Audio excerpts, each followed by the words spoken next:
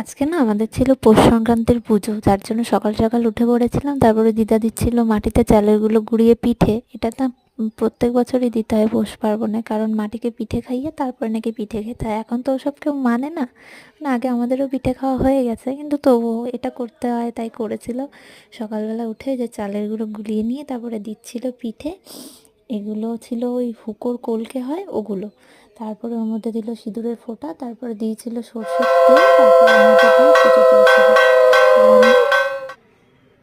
তারপরে সকালবেলায় ঘুম থেকে উঠে দেখছি কি এত সুন্দর আলপনা দিয়েছে, পুরো বাড়ি আলপনাতে ভরিয়ে ফেলেছে। আমি ঘুমিয়ে গেছিলাম, তারপরে আবার উঠে দেখছি পুরো বাড়ি আলপনায় ভরিয়ে ফেলেছে। আর দাদু বললো যে নিয়মেও আছে। আর আমি ছোটোবেলা থেকেই দেখছি এই কাস্তে হাতুড়ি খুন্তি যা পায় তাই আঁকতে হয় নাকি এই দিন। আমিও এঁকেছি ছোটোবেলায়, কিন্তু আজকে আমার পড়ানো ছিল, এই জন্য সময় পাইনি। দাদু দিদাই সব এঁকে ফেলেছে। পরে গিয়ে দেখলাম, আমি জানলা দিয়েও তাই দেখছি উঠোনটা কি